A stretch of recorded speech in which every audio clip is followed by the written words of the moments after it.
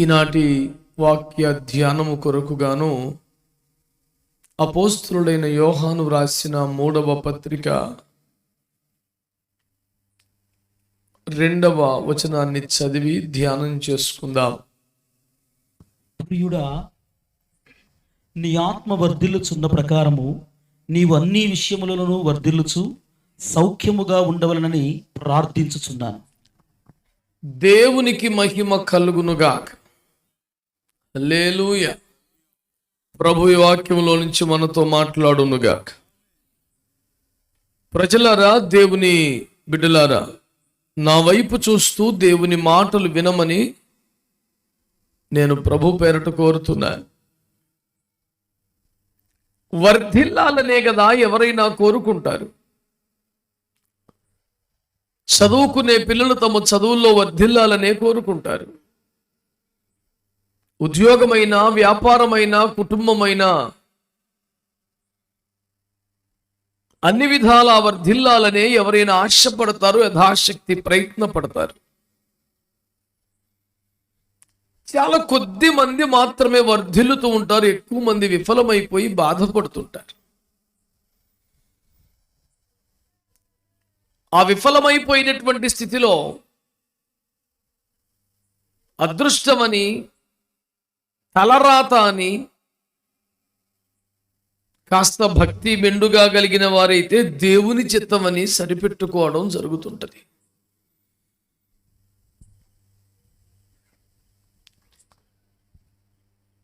కానీ వర్ధిల్లటానికి బైబిల్లోని దేవుడు ఓ అద్భుతమైనటువంటి విధానాన్ని తెలియచేశాడు. ఈ రాత్రి గ్రామంలో ఉన్న ప్రజలంతా కూడా ఈ మైక్ ద్వారా మీకు దేవుని మాట వినబడుతూ ఉంటే కొద్ది నిమిషాలైనా దేవుని మాటకు చెవి యొగ్గాలని నేను మిమ్మల్ని మనవి చేసుకుంటున్నాను. బైబిల్ గ్రంథం వర్ధిల్లుటకు కావలసినటువంటి విజయ సూత్రాలను ప్రబోధించుచున్నది. అన్ని విషయాలలో, ఏదైనా ఒక విషయంలో కాదు. మీరు అన్ని విషయములో వర్ధిల్లుచో సౌఖ్యముగా ఉండాలి అనే దానికి సంబంధించిన ఒక రహస్యాన్ని బైబిల్ ప్రబోధిస్తున్నది. ఆశపడతానికి అందరూ ఆశపడతారు, సాధ్యం కాదు కదా. ఉద్యోగమైనా, వ్యాపారమైనా, వ్యవసాయమైనా, సేవా రంగమైనా, విద్యా జీవితమైనా, కుటుంబమైనా వర్ధిల్లాలనే కదా ఎవరైనా కోరుకుంటారు. మరి ఎలా సాధ్యం వర్ధిల్లటం అనేది? బైబిల్లో తేటగా వ్రాయబడిన మాట ఏమిటంటే, నీవు ఆత్మలో వర్ధిల్లుచున్న ప్రకారం అన్ని విషయంలో వర్ధిల్లుచు సౌఖ్యముగా ఉంటావని రాశాడు. అన్ని విషయాలలో అంటే ఆరోగ్యపరంగా, కుటుంబ పరంగా, ఆర్థిక పరంగా, సామాజికంగా, మానసికంగా అన్ని విషయాలలో వర్ధిల్లడం అనేది ఆత్మలో వర్ధిల్లుట అనే దానిపై ఆధారపడి ఉన్నది అని బైబిల్ మాట్లాడుతున్నది. ఇదొక నరుని ఆలోచన, బాగా తెలివిగా చెప్పిన మాట కాదు. ఇది దేవదేవుని యొక్క మనస్సుల్లో నుంచి మానవ జాతి వికాసానికి అందించబడుతున్న అద్భుతమైనటువంటి ఆలోచన. నీవు ఆత్మలో కానీ వర్ధిల్లితే ఆటోమేటిక్గా అన్ని విషయాల్లో వర్ధిల్లుతావు అనేది బైబిల్ యొక్క ఫార్ములా. చాలా మంది ఆత్మ మీద మనసు పెట్టడం లేదు, శరీరం మీద మనసు పెడుతున్నారు, చదువుల మీద మనసు పెడుతున్నారు, ఆర్థికం మీద మనసు పెడుతున్నారు, ఏవేవో విషయాల మీద మనసు పెడుతున్నారు. కానీ వారు కష్టపడినంత ఫలితం రావటం లేదు. ఆ మాత్రం ప్రయోజనం దక్కాల్సిన చోట ఏదో కాస్త తగులుతుందంతే. నేను యథార్థంగానే కష్టపడ్డాను కదా, నాకు ఎందుకు వర్ధిల్లటం సాధ్యం అవడం లేదు?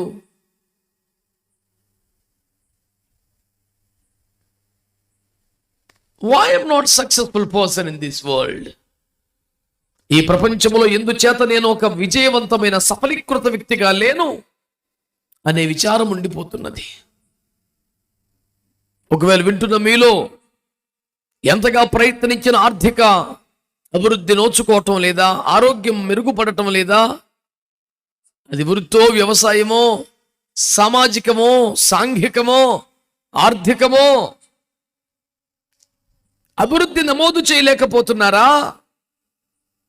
బైబిల్ ప్రబోధిస్తున్న పద్ధతి ఏమిటి తెలుసునా? నీవు ఆత్మలో గాని వర్ధిల్లితే మిగతా అన్ని విషయాల్లో వర్ధిల్తావని చెప్పాడు. చాలా మంది బైబిల్ యొక్క మూలోపదేశాన్ని, సూత్రాన్ని తెలుసుకోకుండా కేవలం దేవునికి ఇస్తే వర్ధిల్లుతామనుకొని తమ ఆత్మ ఎదగకుండానే, ఆత్మలో వర్ధిల్లకుండానే, ఆత్మలో అభివృద్ధి పొందకుండానే కేవలం నా కష్టార్జితులు ఎంతో కొంత దేవునికి ఇస్తే చాలు అని కానుకలిచ్చి ఇంకా నేను దీవించబడటం లేదేమిటి అని ఎదురు చూస్తూ బాధపడుతున్నారు. నిజమే, నువ్వు దేవునికి కానుక రూపంలో ఏ రూపంలో ఇచ్చినా దేవుడు ఏమి నీ రుణం ఉంచుకోడుగా. నిశ్చయంగా నువ్వు ఇచ్చిన దానికి 10 రెట్లు మరలా నీకు ఇచ్చి తీరుతాడు. నీ చేత్తో నువ్విచ్చినప్పుడు దేవుని చేత్తో దేవుడు ఇస్తాడు. నీ చేయకనే దేవుడి చేయి ఎప్పుడూ పెద్దదే కనుక తిరిగి పొందే దాంట్లో ఢోకా ఏముండదు. రూపాయి ఇచ్చి 10 రూపాయలు పొందుకోవటం అనే మొత్తం జీవితం దీవించబడుతుందా? శారీరక, మానసిక, సామాజిక ఆరోగ్యానికి అదొక్కటే కారణమవుతుందా? బైబిల్ గ్రంథం చెబుతోంది, నీవు ఆత్మలో గనక వర్ధిల్లితే ఇవన్నీ ఆటోమేటిక్గా వర్ధిల్లుతావని. ఎవరికైనా ఏదైనా పెట్టమనో, మందిరానికి ఇవ్వమనో, మాకేది ఇవ్వమనో చెప్పటంలా నీ ఆత్మ అభివృద్ధి పొందేలా చూసుకోమని చెప్తున్నాం. మాకో, మరొకలకో, పాస్టర్లకో, పాస్టర్లకో, మందిరాలకో, సంఘాలకో ఉపకారం చేయండి అని అడగటానికి రాలేదు ఈ రాత్రి నేను. మీ ఆత్మ వర్ధిల్లునట్లుగా మీరు జాగ్రత్త పడమని ఒక సూచన, సలహా, వాక్యానుసారంగా మీకు ఇవ్వడానికి పంపబడ్డాను. మరి ఎవరికో ఉపకారం చేసే అంత ప్రయత్నం అక్కర్లేదని, మీ ఆత్మకు మీరు మేలు చేసుకోండి బైబిల్ యొక్క ప్రబోధాన్ని రాత్రి మీకు తెలియజేస్తున్నాను. నువ్వు ఎంపిక చేసుకున్న మార్గములో, నువ్వు నడుస్తున్న మార్గములో, విశ్వాసములో, సాధన చేస్తున్న భక్తిలో, కొనసాగుతున్న సహవాసములో, అప్పగించుకున్న నడిపింపులో నీ ఆత్మ వర్ధిల్లుచున్నదా? ఒకవేళ నీ ఆత్మ వర్ధిల్లకపోతే మిగతా అన్ని ఏరియాల్లో కూడా అభివృద్ధి ఆగిపోతుంది. చిన్నపిల్లలకు కూడా అర్థమయ్యేలాగా చెప్పాలి అంటే, ఆత్మలో వర్ధిల్లితే మిగతా అన్ని విషయాల్లో వర్ధిల్లుతావనే మాటని ఇలా చెప్పవచ్చు. ఓ రైలు ఇంజన్తో పోల్చవచ్చును ఆత్మలో వర్ధిల్లుటని. ఆ ఇంజన్ సాఫీగా, చక్కగా, సమర్థవంతంగా పనిచేస్తూ ముందు కురికితే ఈ బోగీలన్నీ దాంతో పాటు పోతూనే ఉంటాయి. ఇంజన్లోనే సమస్య తలెత్తితే, అది ఆగాల్సి వస్తే, అది పట్టాలు తప్పితే, అది కుప్పకూలిపోతే, అది ముందుకు సాగలేనని మొరాయిస్తే, ఈ బోగీలన్నీ మంచిగా ఉంటే కూడా ప్రయోజనం ఏముంటుంది చెప్పండి? ఎవరు కొంప ముంచలేదు, ఎవరు సొమ్ము తినలేదు, ఎవరికి అన్యాయం చేయలేదు, ఎవరు కీడు చేయలేదు. నీ కష్టమైతే నువ్వు పడుతున్నావు, నీ కష్టాచితమే తింటున్నావు. అయినా ఎక్కడేసిన గొంగలంటే అక్కడే ఉంది. నేనుగా గొర్రెతో ఒక బెత్తనంటే ఉంది బతుకు. ఒక్కోసారి ఒంటరిగా కూర్చొని నువ్వు బాధపడుతున్నావుగా, నేనే పాపం చేశాను, ఎవడు సొమ్ము తిన్నాను, ఎవరికి కీడు చేశాను, నా బతుకు ఇలాగ తగలబడిందని. నువ్వేదో తప్పు చేసినందుకు, పాపం చేసినందుకు, శాపం పట్టుకున్నందుకు కాదు. నీ ఆత్మ వర్ధిల్లటం లేదు కనుక ఇవన్నీ ఆటోమేటిక్గా అయిపోయినాయి. అన్ని రంగాల అభివృద్ధికి ఇంజిన్ ఆత్మే, నీ ఆత్మ. నేను మళ్ళీ చెప్తున్నాను, మాకో ఇంకెవడికో ఉపకారం చేయమని చెప్పట్లా, మీ ఆత్మకి ఉపకారం చేసుకోండి రాత్రి.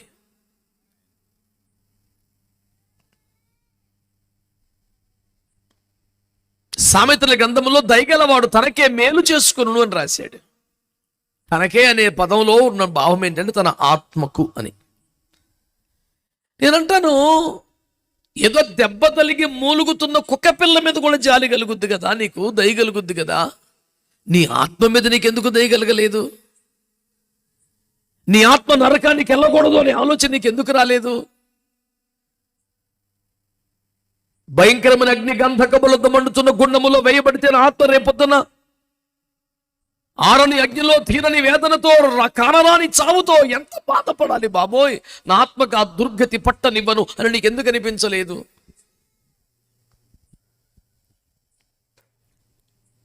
ఈరోజు కరెంటు ఉండదు అంటే ముందు జాగ్రత్త పడతావే. గబగబా మోటారు వేసుకుని ట్యాంకులు బిందెలు నింపుకుంటావే.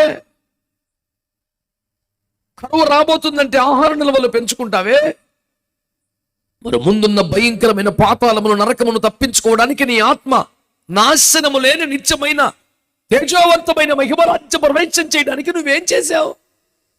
ఫలాని వారికి ఇల్లు కట్టించాను, ఫలాని వారికి అన్నం పెట్టాను, ఫలాని వారికి అన్ని చేసావు, మంచిదే. నీ ఆత్మకి ఏం చేసుకున్నావు? తనకు మారిన ధర్మం మొదలు చెడ్డ బేరం అని కదా పెద్దలు చెబుతారు. ముందు నువ్వు బాగుంటే కదా 10 మందికి ఉపయోగపడతావు. ఎప్పుడు ఎక్కడ ఎందుకు ఎవరికి ఎలా మరణం వస్తుందో తెలియని పరిస్థితిలో నువ్వు జీవించి ఉండగానే నీ ఆత్మకి ఏదైనా దారి చూపించాలి కదా. ఎవడెప్పుడు ఎక్కడ ఎందుకు మరణిస్తాడో ఎవరికీ తెలియదు కదా. బైబిల్ చెప్తున్న మాట ప్రకారం మనం గతించిన వారమే తప్ప రేపటి వారం కాదని వాక్యం చెబుతుంది కదా.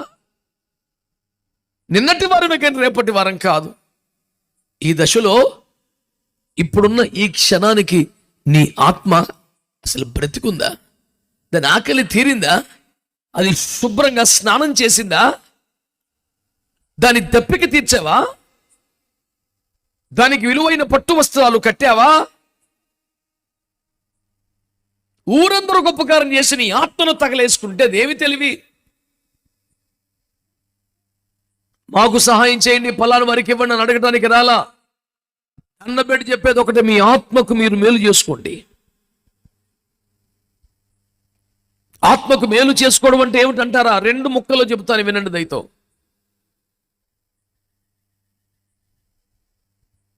ఆది యందు ఆది మానవులైనటువంటి ఆదాము అవ్వలను దేవుడు, ఇదిగో ఈ తోట చెట్లన్నీ మీరు తినవచ్చు కానీ ఈ ఒక్క పండు తినొద్దు అన్నారు. తింటే చచ్చిపోతారు అన్నారు. చనిపోవడం అంటే ఏమిటర్థం? ఆ వాస్తవాన్ని తెలియనివ్వకుండా సాతాను వచ్చి, ఏం చావరు మీరు, బోల్డని తెలివితేటలు వస్తాయి, దేవతలతో సమానం అయిపోతారని మోసం చేశాడు. నిజమేననుకుని గబగబా తిని మహిమను కోల్పోయి దేవుని ఎదుటికి రాలేని స్థితిలో, దేవునికి దూరంగా పారిపోయే స్థితిలో, దేవుని కనబడకుండా తక్కువ స్థితిలో భయముతో దిగులుతూ ఉన్నారు. బైబిల్ అంటుంది, దేవుని దగ్గరికి రాలేని, దేవునికి ఎదురు పడలేని, దేవునితో సంబంధము కలిగి ఉండలేని, దేవునికి భయపడి దూరంగా పారిపోయి దాక్కునే ఒక స్థితి ఉంటుందే, దేవునితో సంబంధాలు తెగిపోయిన స్థితి, దానినే మరణం అంటుంది బైబిల్.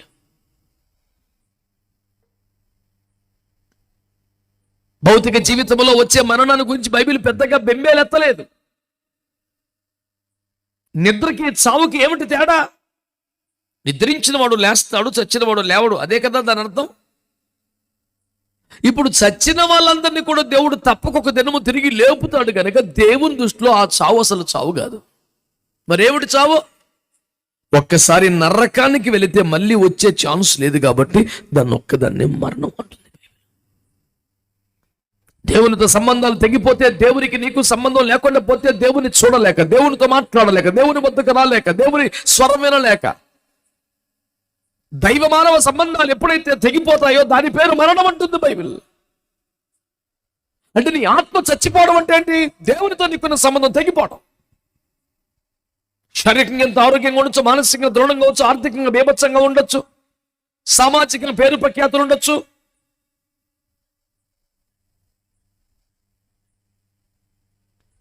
ఒకవేళ నీ ఆత్మకు దేవునితో సంబంధం లేకపోతే, సంబంధాలు తెగిపోతే, చైతన్యవంతమైన నీ ఆత్మ దేవుని చూడలేక, దేవుని మాట వినలేక, దేవునితో సంబంధం లేక జీవత్యములా చచ్చిపడి ఉంటే దాని పేరు మరణం అంటుంది బైబిల్.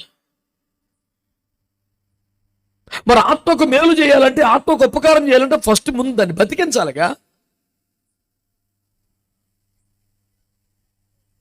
శవానికి పౌడర్ పూస్తే ఏమిటి, తలదువ్వి సెంటు కొడితే ఏమిటి ఉపకారం? వచ్చిపోయే వాళ్ళకి ఇబ్బంది లేకుండానే సెంటు కొనడం, కానీ శవానికి ఏం ఉపకారం? పాపము ద్వారా మరేమి ద్వారా మానవుడికి దేవుడితో సంబంధాలు తెగిపోయాయి. దేవునికి దూరం అయిపోయాడు మనిషి. తిరిగి మళ్ళీ దేవుని వద్దకు రాగలిగితే, పాప క్షమాపణ పొందగలిగితే, దేవుడితో మళ్ళీ సంబంధం కలిస్తే నీ ఆత్మ మళ్ళీ బతికినట్టు లెక్క. రోమపత్రిక 6వ అధ్యాయంలో మాట రాశాడు. ఎఫెసీ 2:1 అపరాధాలతో పాపంతో చచ్చిపోయాం మనం అన్నాడు. ఆ చచ్చిన మనల్ని ఏం చేయాలి? రోమ 6:4 బాప్తిస్మము ద్వారా మరణంలోకి పాతి పెట్టబడి మళ్ళీ పైకి లేచినప్పుడు క్రీస్తుతో కూడా పునరుద్ధరణలో లేస్తున్నాం పైకి అన్నాడు. అనగా మన పాపాలు మనం ఒప్పుకొని మారుమనసు పొంది బాప్తిస్మాన్ని కానీ పొందితే మన ఆత్మ మళ్ళీ బ్రతికిద్ది. ఆమేనండి. ఎందుకు చచ్చిపోయింది ఆత్మ? అసలు పాపం వలన, దేవుడు వద్దన్న పని చేయటం వలన. చాలా మంది ఏమంటారు, నేను ఎవరి సొమ్ము తినలేదండి, ఎవరికి కీడు చేయలేదండి, నేనేం పాపం చేశా. నువ్వు ఎవరికి నష్టం చేయలేదు, నీకే నష్టం చేసుకుంటున్నావు. అది కదా ఏడుపు అసలు.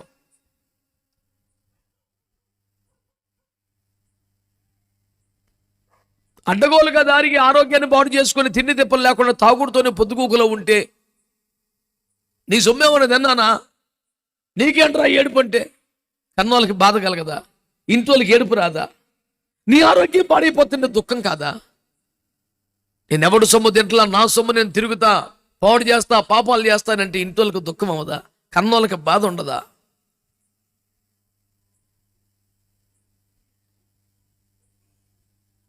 అందుచేత ఈ పూటన మనం ఏమిటంటే, మొదట మీ ఆత్మను బతికించుకోండి. ఎలా బతికించుకోవడం? మనంతట మనమే బతకలేం కదా. మన పాపాలు ఒప్పుకొని విడిచిపెడితే, మారు మనసు నిమిత్తమైన బాప్తిస్మాన్ని పొందితే తిరిగి మరలా మనం జీవంలోకి వస్తాం. దేవునికి స్తోత్రం. హల్లెలూయా.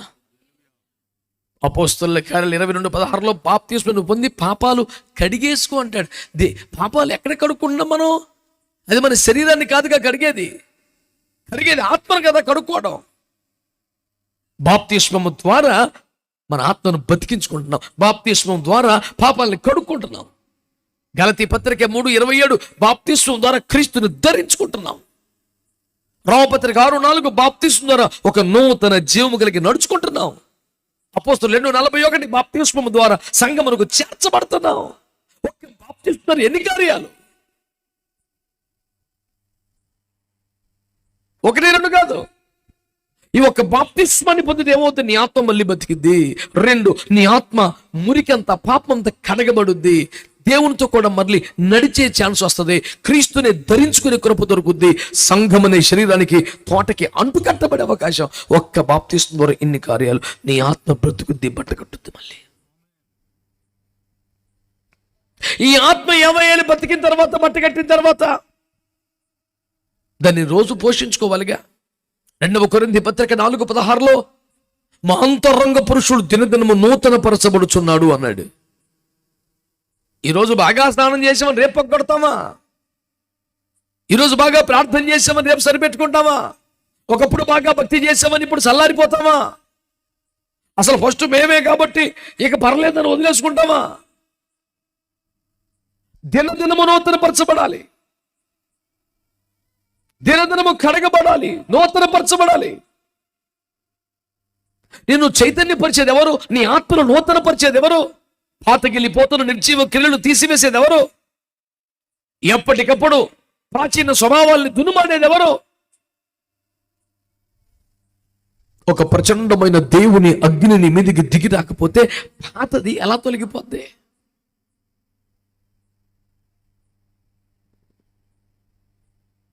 కంసాలి అగ్ని వంటి మాట కదా నా మాటలు అడుగుతారు ఆయన మలాకీ గ్రంథంలో. ఈ మురికి మైల మస్టంతో కూడా కాల్చివేసి ఎప్పటికప్పుడు పరిశుద్ధపరిచి మళ్ళీ ఫ్రెష్గా.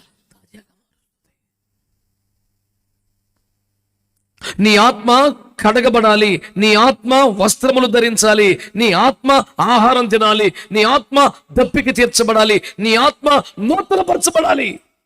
ఇవన్నీ చేస్తే ఏమవుతుంది? నీ ఆత్మ వర్ధిల్లుతున్నదన్నమాట. గబగబా చెప్పండి. ఆత్మ మళ్ళీ బ్రతకడం అంటే బాప్తిస్మం ద్వారానే సాధ్యం. ఎందుకని? పాపం ద్వారా మనం మరణంలోకి వెళ్ళాం గనక బాప్తిస్మం ద్వారా మళ్ళీ జీవంలోకి వస్తాం. మరి బాప్తిస్మం ద్వారా బ్రతికిన మన ఆత్మను ఏం చేయాలి? దేవుని వాక్యం అనే తిండి పెట్టాలి, పరిశుద్ధాత్మని నీళ్లు పట్టాలి.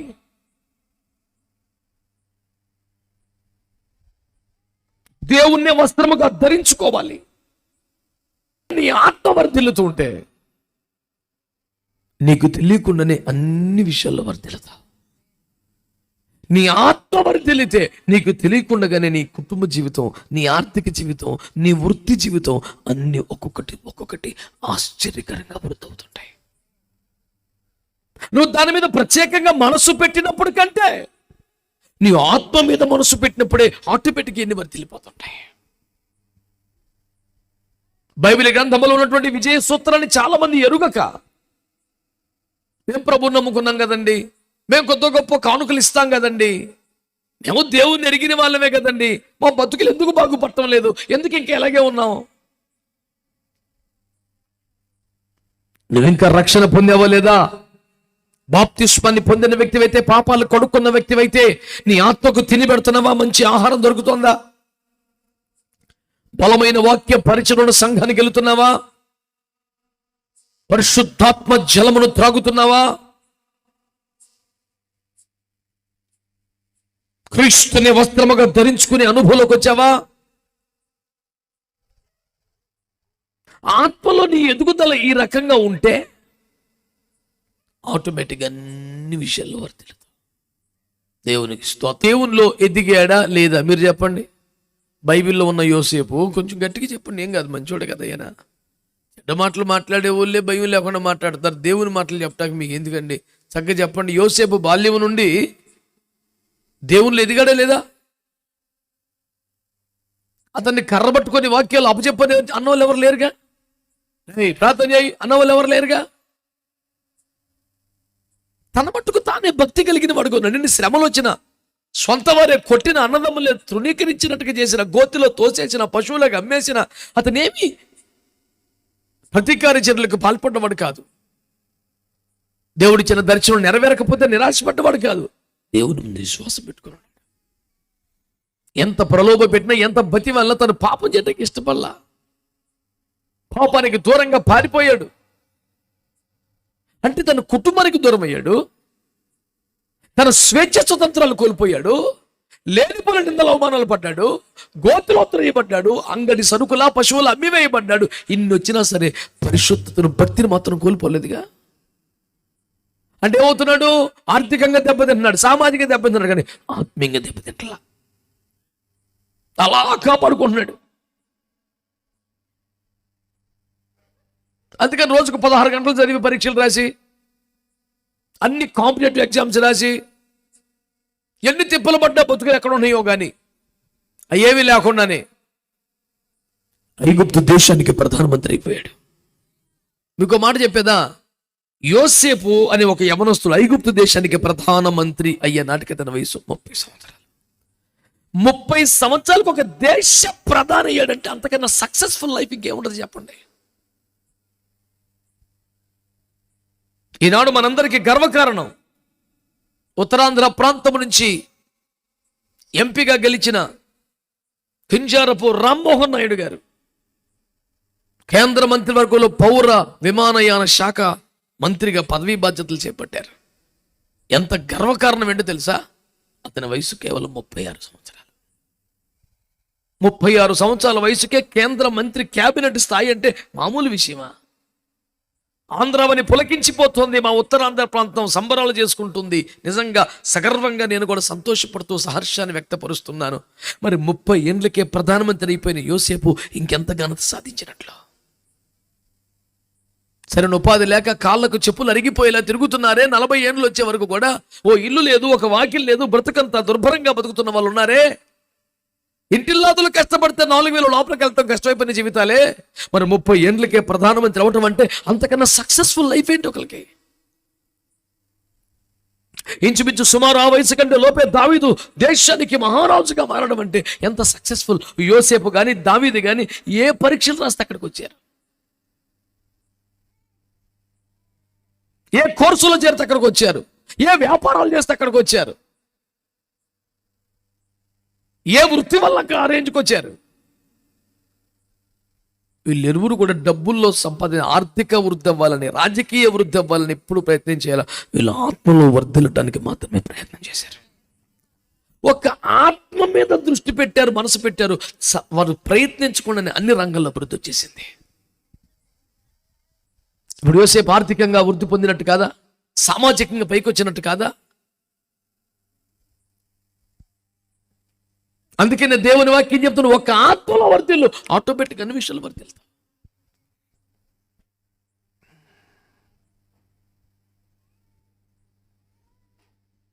కొంచెం ఆర్థికంగా బలపడడానికి కొన్ని పద్ధతులు, సామాజికంగా ఎదగడానికి కొన్ని పద్ధతులు, రాజకీయ ఎదగడానికి కొన్ని పద్ధతులు. ఎన్ని ప్రయత్నం చేస్తావు? నీకున్న వయసు ఎంత, జీవితం ఎంత, ఆయుష్కాలం ఎంత, ఎన్ని తిప్పలు పడతావు? నీవన్ని విషయముల్లో వర్ధిల్లుచు సౌఖ్యముగా జీవించే ఒక కృప నీకు రావాలంటే దేవుని వాక్యం చెప్తుంది, నువ్వు ఒక ఆత్మలో వర్ధిల్లితే చాలు, ఆటోమేటిక్ ఇవన్నిట్లు కూడా వర్ధిల్లుతావు. ఎన్నో ప్రయత్నాలు చేసావు కదా, ఒకసారి యేసు ప్రభువును ప్రయత్నం చేసావు. Why don't you try Jesus? And he was and he is and he will be the most successful person on earth. యేసుక్రీస్తు కంటే సఫలత రేటు కలిగిన వారు ఎవరు లేరు. వైఫల్యం అనే మాట లేనివాడు. వ్యక్తిగత జీవితంలో, పరిశుద్ధ జీవితంలో, సేవా జీవితంలో, తల్లిదండ్రుల పరిచయంలో, వినయ విధేయతల్లో, కన్నీటి ప్రార్థనలో, అద్భుతాశ్చర్య కార్యంలో, చావునే చంపడంలో ఎక్కడ ఓటమెరగని ధీరుడు.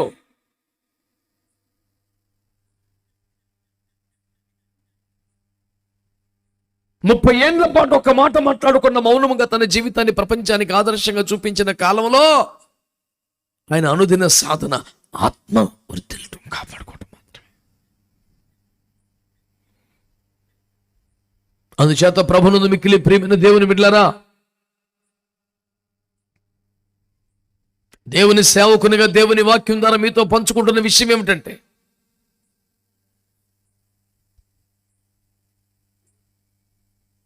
ఒక్కసారి నీ స్వంత ఆత్మ యొక్క అభివృద్ధి మీద మనసు పెట్టు.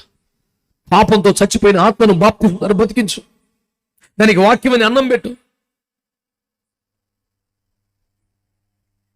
పరిశుద్ధాత్మను నీరు తాగించు. పరిశుద్ధుల నీతి క్రింద వస్త్రాలు ధరింపజేయి. ఆత్మలో వర్ధిల్లే ప్రయత్నం చేయి. నీకు తెలియకుండానే ఆటోమేటిక్ అన్ని విషయాలను వర్ధిల్లుతావని దేవుని వాక్యం తెలియజేస్తుంది. కనుక నువ్వు వర్ధిల్లాలి, వర్ధిల్లాలి, వర్ధిల్లాలి అంటే నీ ఆత్మ వర్ధిల్లితే చాలు. పలాని నాయకుడు వర్ధిల్లాలని, పలాని పార్టీ వర్ధిల్లాలని, పలాని భావజాలం వర్ధిల్లాలని, పలాని సిద్ధాంతం వర్ధిల్లాలని ఎంతగానో కష్టపడి ఉంటావు, ప్రయత్నించి ఉంటావు. కానీ నీ ఆత్మ వర్ధిల్లటానికి ఒక అద్భుతమైన ఫార్ములా బైబిల్లో రాయబడి ఉంది. నీవు, నీ కుటుంబం, నీవు, నీ బిడ్డలు అన్ని విషయాల్లో వర్ధిల్లి సౌఖ్యముగా ఉండాలంటే దేవుని వాక్యం తెలియజేస్తాను, ఆత్మలో వర్ధిల్లాలి, ఆత్మలో వర్ధిల్లాలి. మరి ఇప్పుడు ఆత్మలో ఇలా వర్ధిల్లటం ఎలా?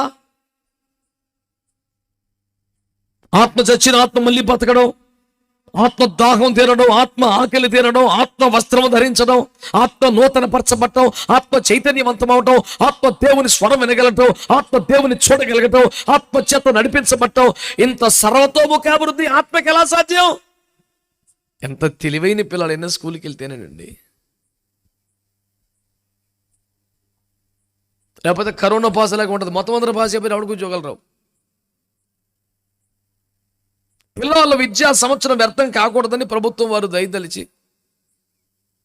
ఆ సంవత్సరం ఏ పరీక్ష పెట్టకపోయినా అందరినీ పాస్ చేసి ప్రతి ఒక్కరి దగ్గర సక్సెస్ఫుల్గా పాస్ అయిన సర్టిఫికేట్ ఉంది. ఎవడు ఉద్యోగం ఇచ్చలేదు. నిజం కాదండి నేను చెప్పింది? ఎందుకు ఇవ్వనంటే మరి బాబా కరోనా పాస్ ఆడి చదువు రాదు, స్కూల్కి వెళ్ళలేదాడు. ఇప్పుడు విద్యా సంవత్సరం వేస్ట్ అవ్వకుండా పాస్ చేసినట్టు ఉంది, కానీ ఏడ పాస్ చేసావు? మళ్ళీ కాలేజీకి రాకుండా బరువు లేకుండా తోసిపడేసావు తప్ప మళ్ళీ ఎందులో చేర్చుకుంటలే. ఇప్పుడు నువ్వు వదిలించుకున్నావా లేదా పైకి ఎక్కించావా అర్థం కాని పరిస్థితి.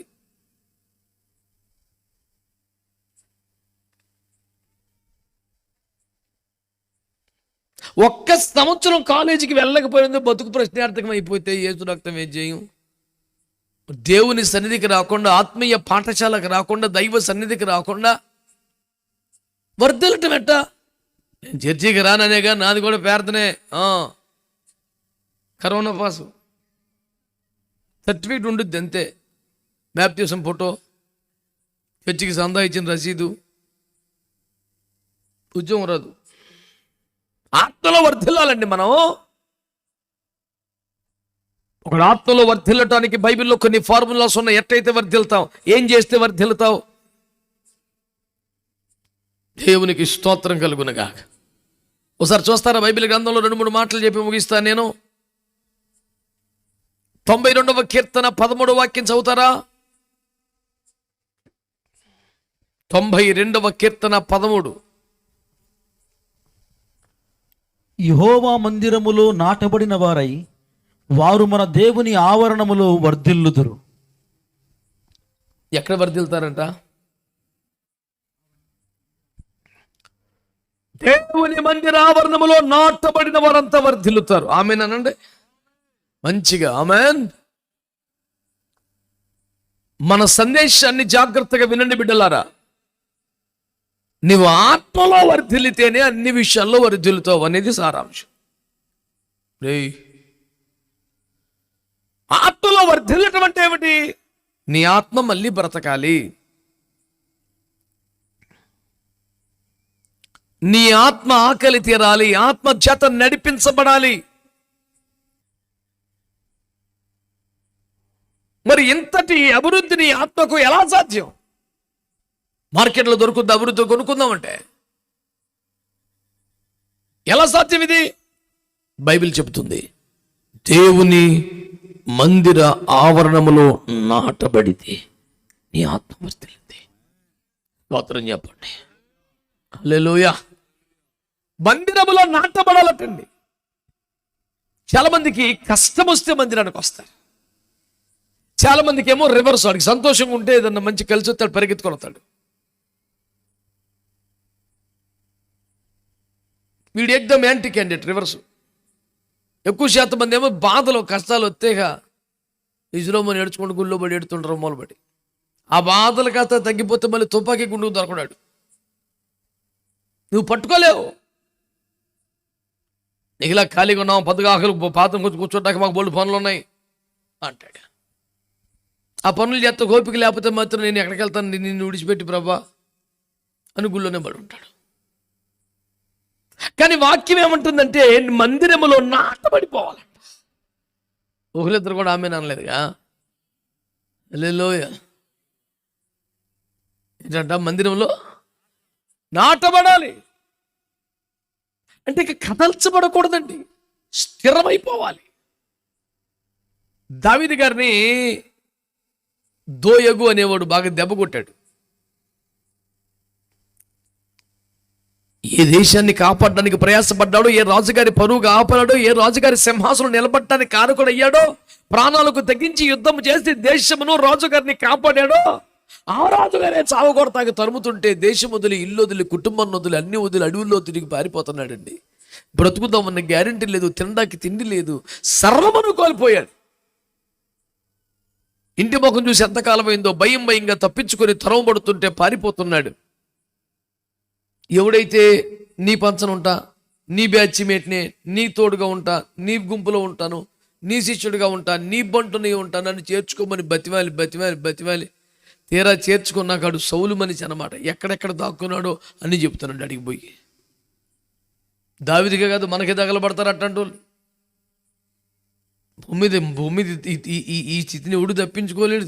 పచ్చిక బయళ్ళు, శాంత జలములు, నీతి మార్గములు, తర్వాత గాఢాంధకార లోయని ఉడుకొని ఉంటుంది. గాఢాంధకారపు లోయ తగలకుండా గిన్నె నిండా అభిషేకము, కృపాక్షేమాలు ఎవడికి రావు. అది తగులుతుంది మధ్యలో. దేవునికి స్తోత్రం. వందే భారత్ ట్రైన్కి టికెట్ చేశాడు మా ఊడు నాకు జోసఫ్. అసలు ఎక్కడ ఆగట్లా, దూసుకొచ్చేస్తుంది గన్నవరకాడ పెట్టేశారు. మురుకు పలుకులేదు, 20 నిమిషాలు ఆపేసి ఏంది నన్ను కనుక్కుంటే ట్రాక్ రిపేర్ చేసేదేముంది. ఏ బండి ఎక్కినా ఎక్కడో దిక్కినా ఆపేసి ఆ వయ్యా గాఢాంధకారం తప్పదు. ముక్కుతా మూలుగుతా నేనేమో నా ట్యాబ్లెట్లు వేసుకొని జ్వరం వస్తుంటే మీ నొప్పులు పడుతుంది, నానా సావులు ఏం చేస్తుంటే ప్రశాంతంగా అయ్యి అమ్ముకొని తిరుగుతున్నాడు ఒకడు. ఏందిరా అన్న ఆగితేగా మాకు బేరం మెరుగుద్ది అన్నాడు వాడు. నీకు దండం పెడతానయ్యా, నువ్వు ఎట్టు కోరుకోబాకు, నేను అవతల సావాలి బొళ్ళు దూరం వెళ్ళాలా. ఊరి పేరుకు నాకు బాగా సెట్ అయింది, నేను వెళ్ళాలరా బాబా అంటే ఏడదొచ్చేది ఏంటంట, మందిరంలో ఈడే పోయి సౌలు గారికి చెప్తున్నాడు పలానా చోట దాక్కున్నాడని. వాడు వచ్చి సాగు కొడతాక మళ్ళీ సైన్ వేసిపోతున్నాడు. మళ్ళీ అమ్మో వచ్చేసాడని పారిపోతాడు. ఇన్ని చేసి తిప్పలు పెట్టి ఈడే మళ్ళీ ఇంటర్వ్యూ మైక్ పెట్టి కెమెరా పెట్టి హవర్ యూ సార్ అని అడుగుతున్నాడు దావీదుని. దావీదు అంటాడు, రే నువ్వు ఎంత కీడు చేసినా, రాజులే నా మీద పడ్డా, దేవుని కృప నాకుందరా. నాకెందుకు కృపను తెలుసా, నేను ఇంటికి దూరం అయ్యాను, రాజ్యానికి అధికారానికి పదవికి దూరం అయ్యాను, కానీ దేవునికి దూరం. నేనైతే నా దేవుని మందిరములో పచ్చని ఒలివలాగే ఉన్నాను. ఇప్పుడు చెప్పండి, పచ్చని ఒలివగా ఇతని ఆర్థిక రంగం ఉందా, ఇతని రాజకీయ రంగం ఉందా, ఇతని ఆరోగ్యం ఉందా, ఇతని కుటుంబ జీవితం ఉందా? అన్నిటికి దూరం అయిపోయాడు. కానీ ఒక ఆత్మీయ జీవితం మాత్రమే పచ్చగా ఉంది. కానీ విచారం ఏంటంటే మనకు కుటుంబం బాగుంది, ఉద్యోగం బాగుంది, వ్యాపారం బాగుంది, అన్ని బాగున్నాయి, ఆత్మీయ జీవితం ఒకటే ఎండిపోయింది. నేను ఆడికి చేసే మేలు, ఈడికి చేసే మేలు అంటాడు. ఇదేందిరా, నువ్వు బెంజ్ కారు అయినా పెట్రోల్ కొట్టుకోవాలిగా. అసలు నా కాస్ట్లీ కారు అంత కారు ఇంక ఊర్లో ఎవడికి లేదంటే మరి ఇప్పుడు పెట్రోల్ బంక్ వెళ్తాం మానేస్తావా? నీకు ఇంకో మాట చెప్పనా, కాస్ట్లీ కార్లు పెరిగినా కొద్ది మైలేజ్ తక్కువ వచ్చింది. మేమంటకైతే మైలేజ్ ఏది బాగా వస్తుందో చూసుకుని అవి వేసుకుని తిరుగుతుంటాం. కానీ కొంచెం బాగా డబ్బులు ఉన్న వాళ్ళు ఏం చేస్తారంటే, మొన్న చర్చి గారికి 1,50,00,000 కారు పట్టుకొచ్చాడు ఒకడు, బెంజ్ కారు. వచ్చి ప్రార్థన చేయమన్నాడు. ప్రార్థన చేసిన తర్వాత అయ్యగారు కొంచెం అట్ట నాకేమొచ్చి వచ్చారు బాబు, లేదు అట్టను చాలు నువ్వు అన్నాడు. సరే ఆడి తృప్తి కోసం ఎక్కడ్డ అన్న. అసలు నా సంబంధం లేకుండా అదే వెళ్ళిపోతుంది. ఓరు నాయ, ఇదేందులో చాలా జాగ్రత్తగా ఉండాలి దీంతో. నేను ఇంకా క్లచ్ మీద కొంచెం కాల్ తీసి యాక్సిలేటర్ ఇద్దామన్నా, అంత పర్మిషన్ ఆడొచ్చింది, అది పోతూనే ఉంది. వామ్మో అని సర్దుకొని మెల్లిగా ఆఫ్ చేసి దిగా. చాలా అద్భుతంగా ఉంది. దానికి ఉన్న ఫెసిలిటీస్ బీభత్సం. గోతులో పడితే డ్రైవింగ్లో మనం చూసుకోకుండా లోపల పడుకున్న చంటి పిల్లడు లేవడంట, తెలియదు గోతులో పడ్డట్టు. అలాంటి సస్పెన్షన్ ఇచ్చాడు. డ్రైవింగ్ చేసి ఒక నిద్ర వస్తే ఆటోమేటిక్గా సొంతంగా కారే ఓ పక్క తీసుకుని ఆపేసి పక్కన పెట్టేద్దంట. నిద్రమోహముడు కానీ తోలుతుంటే బండి ఆటోమేటిక్గా పక్కన పెట్టేసిద్దంట బండి. ఆ తర్వాత అది ఇంజిన్ ఆగితే ప్రపంచంలో నెంబర్ 1 మెకానిక్లు వచ్చి దాన్ని చేసిన 40 minutes స్టార్ట్ అవ్వదంట. వీడు నిద్రపోతున్నట్టుగా కానీ దాన్ని సెన్సార్లో చూస్తే ఆ ఇంజిన్ ఆపితే మళ్ళీ ఇంజిన్ స్టార్ట్ అవ్వదు. నువ్వు ప్రపంచం మెకానికల్ తీసుకురా, 40 నిమిషాల తర్వాత వీడు తిప్పలు పడి అటుకెళ్ళకి ఇటుకెళ్ళకి మత్తు వదిలిద్దని అప్పుడు స్టార్ట్ అయ్యింది. ఇంత కాస్ట్లీ కారు పట్టుకొస్తే నేనేమడిగాను తెలుసా, నాన్న ఎంత వచ్చింది మైలేజీ అన్న. ఆడ ఇంకేదో పాస్టర్ గారు బెంజ్ గారు కొన్నాడు మైలేజ్ కోసం చూస్తాడా, నువ్వేం పాస్టర్ పోయాను, మా మధ్య తరగతి బతుకులరా నాయన, మాకు అట్టగా ఉండిద్ది.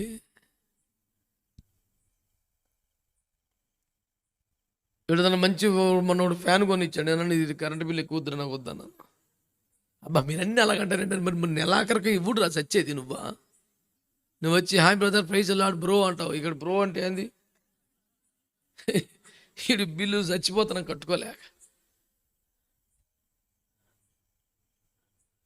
పెట్రోల్ బంక్ వెళ్తే ఆడు అన్నాడు 10 రూపాయలకి అయితే అని చూసి పాస్టర్ గారు వా అన్నాడు. అవునా మీ అట్ట గుర్తుపట్టామన్నాను. మరి ఈ 10 ఎవడు చేస్తాడు, వాడు తిడుతున్నాడు.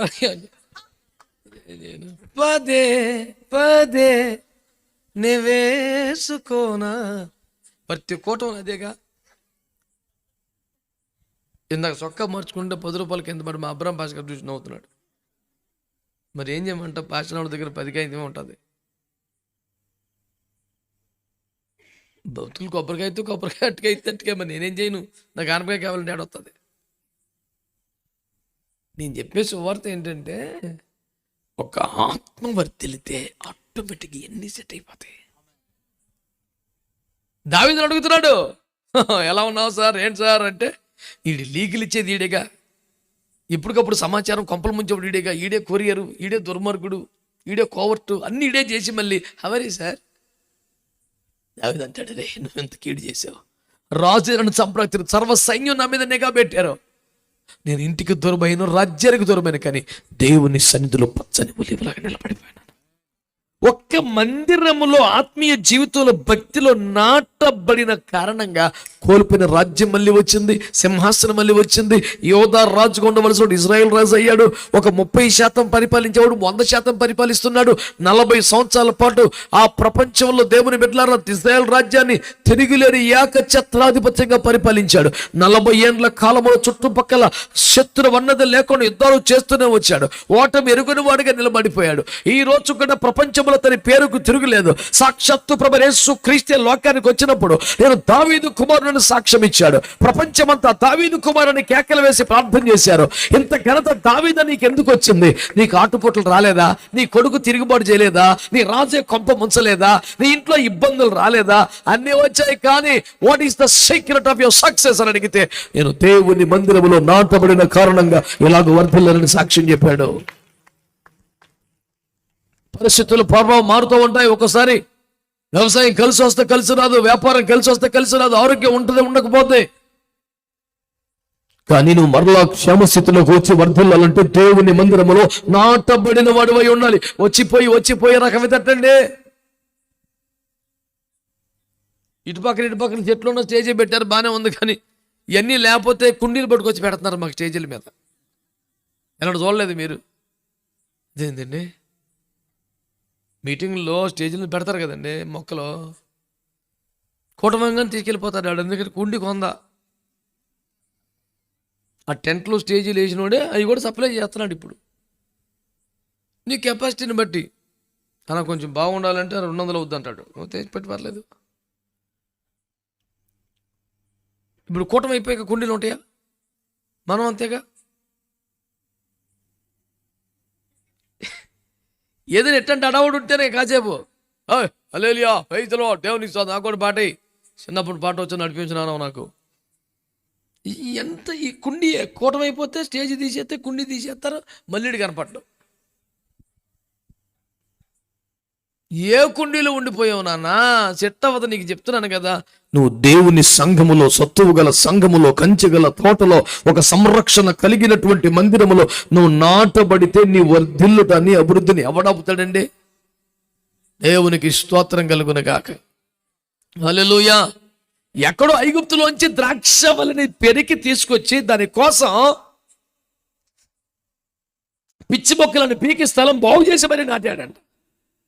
అన్నతి కాలంలో ఎదిగినటువంటి ఆ చెట్టు మహావృక్షమై ఆకాశమంటున్నట్టుగా పెరిగిందంట, సముద్రం మీద వ్యాపించిందట.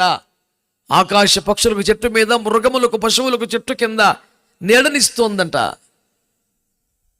నేను అంటున్నాను, మనం కూడా ఎక్కడి నుంచో రకరకాల అనుభవాల నుంచి వచ్చాం. దేవుడు నాటిన చోటే కుదురుగా ఉండుంటే మన అభివృద్ధి ఆకాశమే హద్దుగా వెళ్తుంది, విస్తరణ సముద్రమే హద్దుగా విస్తరిస్తాం. అనేక జీవులకు మనమే ఆశ్రయనివ్వగలుగుతాం. నాటబడక కదా ఈ బాధ. తప్పిపోయిన కుమారుడు, పెద్ద కుమారుడు కథ మీకు తెలుసుగా. లోకాసువార్త 15లో ఉంటారు అన్నదమ్ములు ఇద్దరు. ఇటు వెళ్ళిపోయి చెడిపోయి సర్వనాశనం అయిపోయి మొత్తం పోగొట్టుకొని అంతకన్నా గతి లేక మళ్ళీ అనిదా శరణవనాస్తి అని పరిగెత్తుకొచ్చాడు తండ్రి దగ్గరికి. సర్లే, మళ్ళీ అడిగి బట్టలు పెట్టాడు, మళ్ళీ రింగ్ పెట్టాడు, మళ్ళీ చెప్పులు వేసాడు, మళ్ళీ హంగామా చేశాడు, అడిగి మళ్ళీ అన్ని భోజనం పెట్టాడు. ఆడు గురించే కృతజ్ఞత కూటం పెట్టాడు, ఏ క్లాస్ అని మీటింగ్ పెట్టాడు. ఎంత చెడిపోయినా కొడుకు తండ్రి ప్రేమ చూసారా? బేబత్సం. ఆడికి ఎంత తక్కువ చేశాడు, మళ్ళీ బట్టలు వేసాడు, మళ్ళీ రింగ్ పెట్టాడు, మళ్ళీ చెప్పులు వేసాడు, మళ్ళీ విందు చేశాడు. అసలు బేబత్సం కింగ్. ఎంతైనా హల్లెలూయా అని అందరూ మంచి ఉద్యోగంగా ఉన్నారు. పెద్ద కొడుకు ఒకటే చిన్న సీరియస్గా ఉన్నాడు. ఆడు మొత్తం పోయి నాశనం చేసి వస్తే లెంపలు వాయించి పట్టుకెళ్ళి మొత్తం పట్టుకొస్తావా, లేకపోతే మళ్ళీ బయటికి వెళ్తావా లేదా, సర్వనాశనం చేసి మళ్ళీ సిగ్గులు ఎక్కడ కొంపకొస్తావా యూజ్లెస్ ఫెలో అనకుండా అడిగన్నీ పెడతాడేంటి మళ్ళీ అని మంచి టెన్షన్ మీద ఉన్నాడు. తండ్రికి తెలుసుగా కొడుకు బుద్ధులు. అరా పెద్దోడు ఇటు రా అన్నాడు. నేను రాను అన్నాడు. ఏమంటా అడిగి పెడతావు నువ్వు అన్నాడు. చైట్రా పిచ్చి మావాడా, అడిగి పెడితే ఎంత ఒక ముద్ద ఒక సొక్క, మనకున్న కోట్ల రూపాయలు ఎంత లెక్కరా అంటే మళ్ళీ వచ్చాడు కదా మళ్ళీ సగమేమో రాసేస్తామంటే పిచ్చి మొక్కమాడా, నీవెల్లప్పుడు నాతో కూడా ఉన్నావు, నావన్నీ నీవి. అప్పుడు అల్లెలు శృతి మగం అన్నాడు. అప్పుడు దాకా అంత దూరం నుండి చూస్తున్నాడు. ఆడు పనికి మళ్ళాడు, ఆడు వేషలతో తిరిగాడు, దుర్వ్యాపారం చేశాడు, మందు కొట్టాడు, స్నేహితులతో పాటు చేశాడు. అలాంటి వాడికి కొంపకొస్తే మళ్ళీ కూటం పెట్టి ఆడికి భోజనం పెట్టి ఊరందరికి అన్నం పెట్టి తెచ్చే ఇప్పుడు దాకా జరిగిన నష్టం దాన్ని మళ్ళీ పెట్టుబడి పెడతావు వాడికి నువ్వు అంటే ఎంత చెడ్డం మన కొడుకే కదా. నువ్వు ఇప్పుడు మిగిలిన ఆడు సగం వాడికి ఇచ్చేసాడు కదా వాట, మళ్ళీ వచ్చాడు కదా ఉన్న దాంట్లో మళ్ళీ ఒక వాట ఎత్తాడని టెన్షన్ అడిగి ఆ పూటకు అన్నం పెట్టినందుకు కాదు వీడు మొత్తం మళ్ళీ ఆస్తిలో ఒక ముఖం పోద్దని టెన్షన్ వచ్చేసింది. తండ్రి అన్నాడు, దిగులెట్టుకోకరా, నువ్వు ఎల్లప్పుడూ నాతో ఉన్నావు, నావన్నీ. మరి ఆడికి అన్నం పెట్టాం చాలు, వస్త్రం ఇచ్చాం చాలు, రింగ్ పెట్టాం చాలు, చెప్పులు వేసాం చాలు, ఇంత ఘనత ఇచ్చాం చాలు, కానీ ఆస్తి మాత్రం నీదే. తిరిగి వచ్చిన వాడికి కృప దొరుకుద్ది, పశ్చాత్తాపడితే అనుగ్రహం దొరుకుద్ది, మారు మనసు పొందితే తప్పనిసరిగా మొదటి గౌరవం నీకు దొరుకుద్ది, నీ స్థానం నీకు ఉంటుంది. కానీ ఆస్తి ఐశ్వర్యం సంపద ఎవరికంటే అటు ఇటు చెదిరిపోయి తిరిగిపోయి పాడైపోయి వచ్చినోడు కాదు, ఎల్లప్పుడూ స్థిరంగా ఉన్నోడుకున్నంత ఆశీర్వాదం. వాక్యం ఏమంటుందండి, నువ్వు నాటపడితే ఆ లెక్క వేరు ఉంటుందని చెప్తులా. అటో గంతేసి ఇటో గంతేసి కోపం వచ్చినప్పుడు కాసేపు స్నేహితుల కోసం కాసేపు, అడెవడో పిలిచాడని కాసేపు, అడెవడో మాటలు నమ్మి కాసేపు.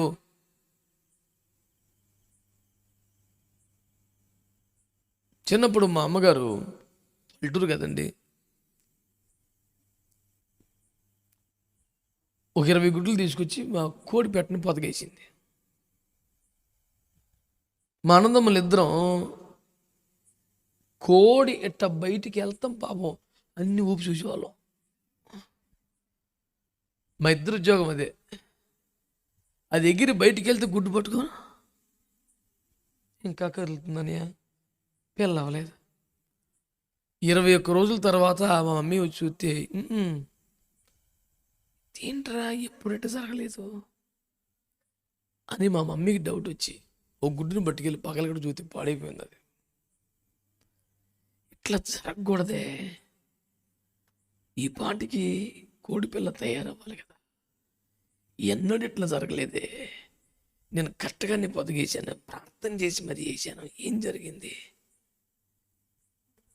అని మమ్మీ బాధపడుతుంటే మా కంగారు మా ఉద్యోగం చూసి ఒక డౌట్ వచ్చింది. రే ఏం చేశాను, మేమేం చేసాం, పిల్ల అయిందో లేదో ప్రతిరోజు చూసాం,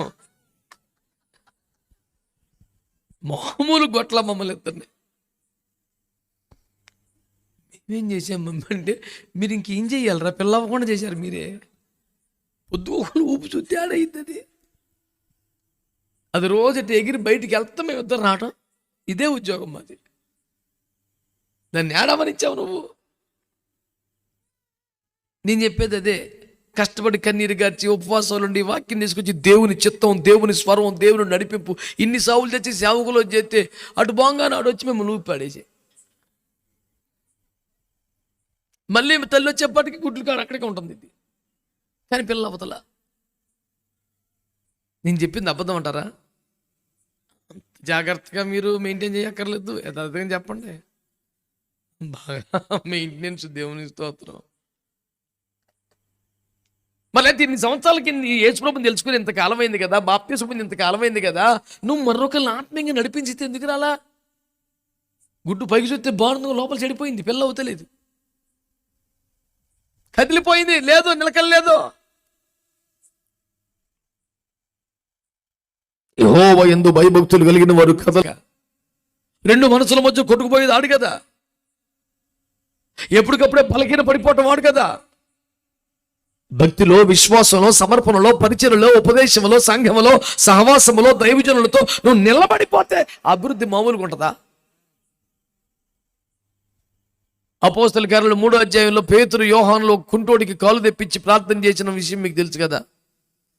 మా వైపు తేరు చూడు, వెండి బంగారు మా ఇద్దరు లేవు కానీ నాజరేయుడైన యేసు క్రీస్తువులే అంటే వాడు కాలు చేతులు చేసిన వాడు లేచి నిలచి నడిచి గంతులు వేసి నాకు అందరూ వెళ్ళిపోయారంట. ఆడు మాత్రం 11వ వచనం, వాడు అపోస్తలుల పాదములు పట్టుకొని నిలబడిపోయాడంట. స్తోత్రం చెప్పరా. బాగుపడ్డవాడు, మేలు పొందినవాడు, దైవజనుల ద్వారా నీకు ఈ కార్యం జరిగింది కనుక వారి కన్నీరు, వారి ప్రార్థన, వారి సమర్పణ, వారి ఉపవాసం, వారి ప్రయాస ఈ రీతిగా నువ్వు మేలు పొందడానికి కారణమైంది కనుక వాడు అపోస్తలుల పాదములు పట్టుకుని నిలబడిపోయాడు. అక్కడ వెళ్ళలేడు. చిత్రం చెప్పనా, ఆడు కుట్టొడుకున్నప్పుడు గుడికి వెళ్ళి అన్ని గుడి కాడ తిరిగి అడుక్కున్నాడు. కాళ్ళు వచ్చి వదిలిపెట్టి వెళ్తాడు. కాళ్ళు లేనప్పుడే బాగా తిరిగాడు అటు ఇటు. కాళ్ళు వచ్చాక అపోస్తలుల పాదాలు పట్టుకుని వదలట్లేదు. నాడు వెళ్తలేదు. వాడు అపోస్తలుల పాదములు పట్టుకుని నిలబడిపోయాడు అక్కడే. దేవునికి స్తోత్రం కలుగునుగాక. వర్ధిల్లాలి. ఎట్లా వర్ధిల్తామండి మనం? ఆత్మలో వర్ధిల్లుచున్న ప్రకారం అన్ని విషయాల్లో వర్ధిల్లుతామని వాక్యం చెప్తుంది. అన్ని విషయాల్లో వర్ధిల్లాలంటే ఆత్మలో వర్ధిల్లాలి. ఆత్మలో వర్ధిల్లాలంటే దేవుని మందిరములో నాటబడాలి, దేవుని సన్నిధిలో నాటబడాలి, దైవ సేవకులతో నాటబడిన పెన వేయబడ్డ బంధములో ఉండాలి. చెదిరిపోయి అటు ఇటు అలా కాదు. మనం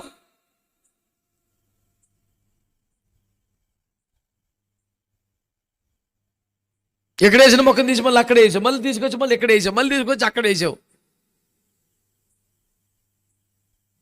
ఎందుకు రా 10 చోట్ల మారుతున్నావు అంటే అంటాడు. చూడ బతిగా ఉంది చెట్టు. అవును, సావు తప్పి బతకటమే దానికి కష్టమైపోయింది. నీకు కాసేది ఎప్పుడు? అది ఒక చోట కుదురుగా ఉంచితే ఈ పాటికి ఫలించును.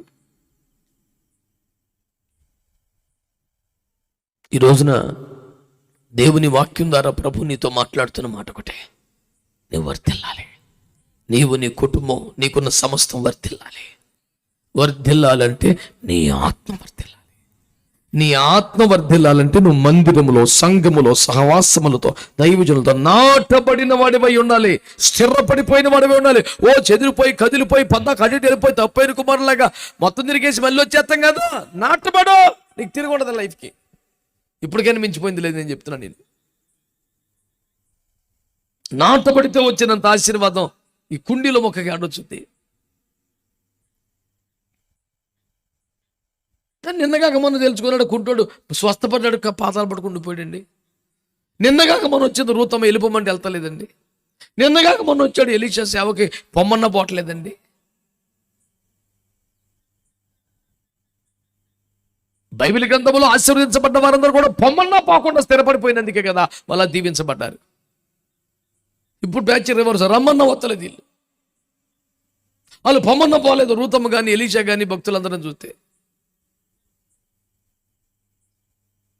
పోదాం అనగానే ఎగిరి గంతే వెళ్ళిపోయిన లోతు కూడా ఒకడే. ఎవరు పోలా? నయ్యం రూతు వెళ్ళిపోమంది, ఎలీషా వెళ్ళిపోమన్నాడు, యేసు అపోస్తలుని వెళ్ళిపోమన్నాడు. అన్న వెళ్ళదల్లు, మేము ఎక్కడికి వెళ్తామని బాబు, మిమ్మల్ని వదిలిపెట్టి అని ఉండిపోయారు. నాటబడిన అనుభవం ఆశీర్వాదకరమైంది.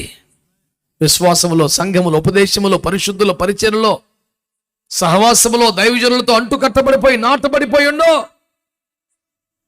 నువ్వు తప్పకుండా వర్ధిల్లుతావు. ఆత్మలో వర్ధిల్లితేనే అన్ని విషయాల్లో వర్ధిల్లుతావు. ఆత్మలో వర్ధిల్లాలంటే మందిరములో నాటబడాలి.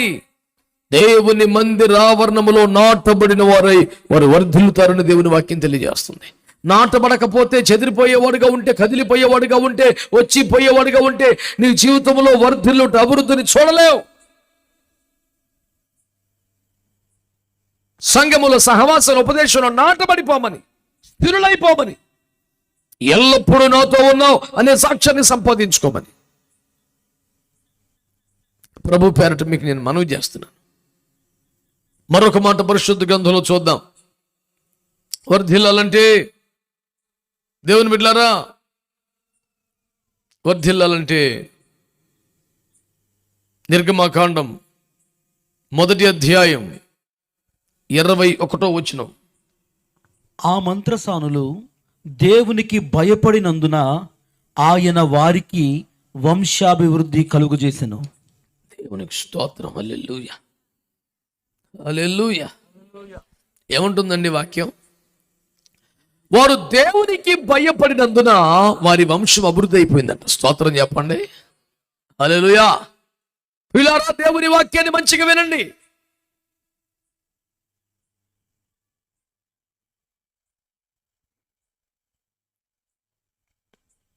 ఐగుప్తు దేశంలో దేవుని ప్రజలని హెబ్రీలు ఉన్నారు. నానాటికి వారి జనాభా పెరిగిపోతున్నందున ఆందోళన పొందినటువంటి ఆ దేశపు రాజు అయిన ఫరో ఈ హెబ్రీలకు మగ పిల్లవాడు గనక పుడితే వారిని వెంటనే పురిట్లోని చంపేయమని మంత్రసానులందరికీ ఆజ్ఞాపించాడు. రాజాజ్ఞ మీరితే ప్రమాదం కదండి. రాజు వారికి మరణ శిక్ష విధిస్తాడు కదా. రాజు క్రోధము మరణ దూత కదా. మరి ఎలా ఇప్పుడు?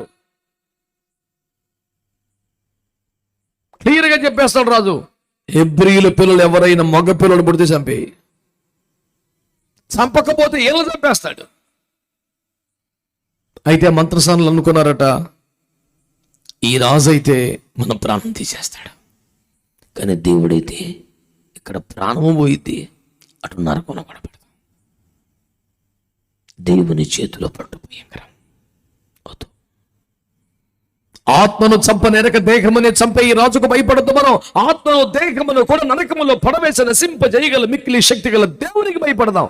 పోతే ప్రాణమే పోయిద్ది, ఇక నరకానికి అయితే బాగా అని వాళ్ళు తీర్మానం చేసుకొని చిన్న జీవులైనా, చిన్ని ఉద్యోగాలైనా, చిన్ని బ్రతుకులైనా, ఏమాత్రం పేరు ప్రఖ్యాతులు గౌరవ మర్యాదలు మంత్రసానులే అయినా వారు దేవునికి భయపడ్డారంట. రాజాజ్ఞను మీరారు, లెక్క చేయలేదు. మరణానికి భయపడలేదు, రాజుకు భయపడలేదు. ఆ డైలాగ్ మీకు అర్థమవుతుందా? మరణానికి భయపడలేదు, రాజుకు భయపడలేదు. ఏమని అడిగితే దేవుని భయపడాలి కదండి. ఇదేమి చిత్రం. పురుషోత్తమ చౌదరి గారు ఒక అద్భుతమైన పాట రాస్తూ అందులో వారు అన్నారు, నీ భయముతో మేము ఏ భయము లేకుండా జీవిస్తున్నాం. దైవ భయం కలిగిన వాడి యొక్క లక్షణం ఆ విధంగా ఉంటుంది. బిడ్డలారా, ఈ రోజున ఒక మంచి మాట వినండి, మంచి మాట వినండి. వారు దేవునికి భయపడ్డారంట. మరణం కంటే కూడా, రాజు కంటే కూడా, చట్టము కంటే కూడా, చివరికి చావు కంటే కూడా దేనికి ఎక్కువ భయపడ్డారంటే దేవునికి ఎక్కువ భయపడ్డారు. దెబ్బకి దేవుడు ఆ కుటుంబానికి అభివృద్ధిని కలుగజేశాడు. అన్నతి కాలంలో ఐగుప్తు దేశంలో ప్రఖ్యాతి నొందిన వంశముల పేర్లు చెప్పమంటే ఆ రాజవంశం లెక్కలో పాటు ఈ మంత్రసానుల వంశం వచ్చింది. ఊరిల్లు క్రికెట్ ఆడా, రియల్ ఎస్టేట్ చేశా, బంగారం వ్యాపారం చేశా, దేశములో వర్ధిల్లున్న వారి జాబితాల్లో అభివృద్ధి చెందిన వంశములో ఈ మంత్రసానుల వంశమునకు అకస్మాత్తుగా అభివృద్ధి ఎలా నమోదు జరిగిందని అడిగితే ఒకే ఒక్క పాయింట్, వారు రాజు ఆజ్ఞ కంటే దేవునికి ఎక్కువ భయపడ్డారు. బంధువులకు భయపడిన దానికంటే, స్నేహితులకు భయపడిన దానికంటే, ఇరుగు పొరుగు వారికి భయపడిన దానికంటే దేవునికి ఎక్కువ భయపడాలి కదా. మాకు దేవుడు అంటే ఇష్టమేనండి, సంఘం అంటే ఇష్టమేనండి, సేవకులు అంటే ఇష్టమేనండి, రక్షణ అంటే మాకు కావాలి కదండి, మందిరం అంటే ఇష్టమేనండి, కాకపోతే మా వాళ్ళు, కాకపోతే పలానోళ్ళు. మనల్ని భయపెట్టుచున్న వాటి అన్నిటికంటే మనం ఎక్కువగా దేవునికి భయపడాలి కదా.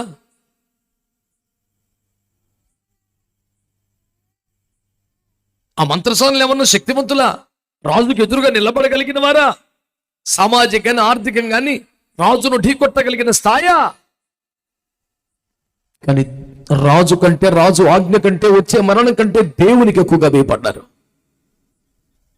దేవునికి ఎక్కువగా భయపడ్డారు. దాని ఫలితం ఏంటి?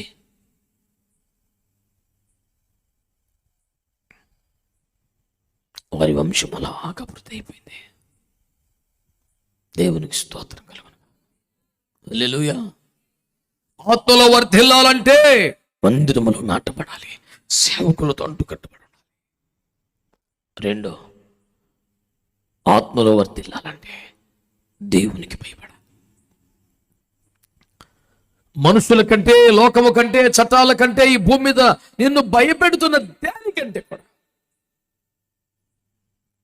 అత్యధికంగా దేవుని భయం కలిగి ఉండాలి.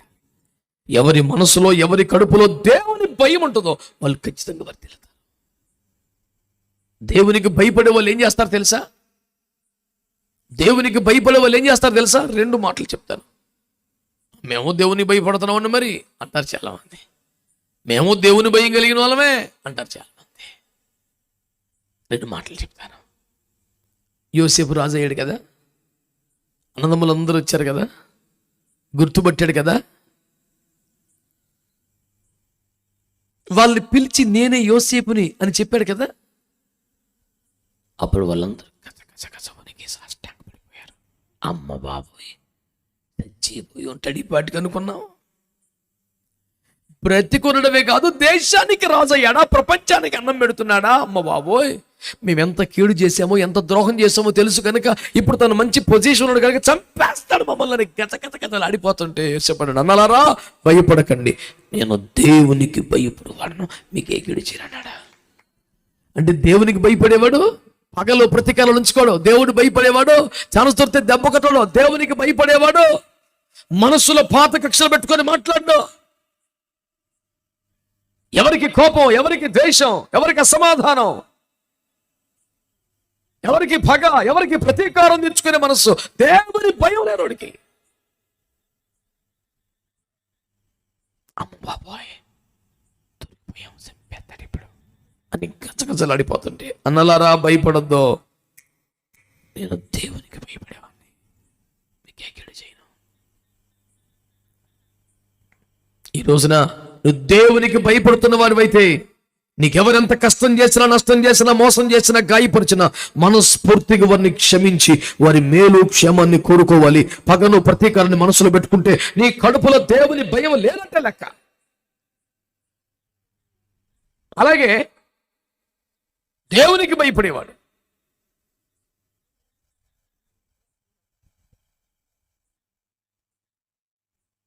ఎలాగుంటాడు?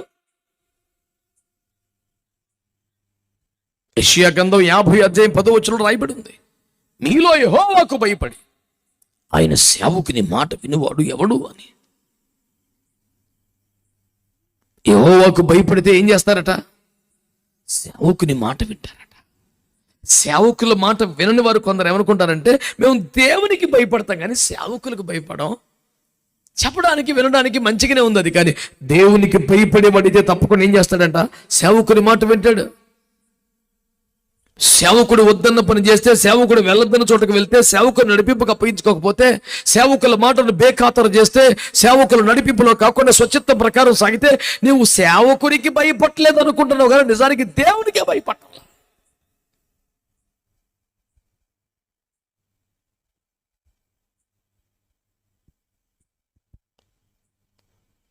సౌలు గారు పాస్టర్లకి చంపింది అందరినీ.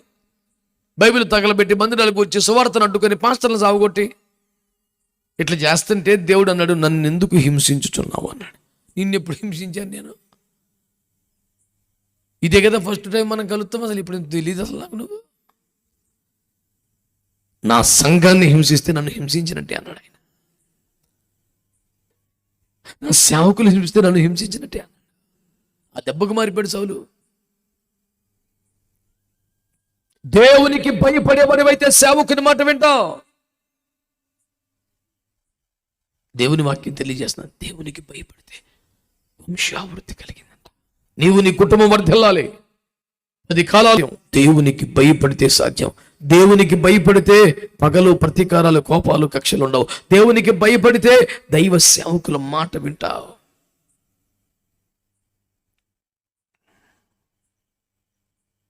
చివరిగా వర్ధిల్లాలంటే మరొక మాట, ఆదికాండం 39:2.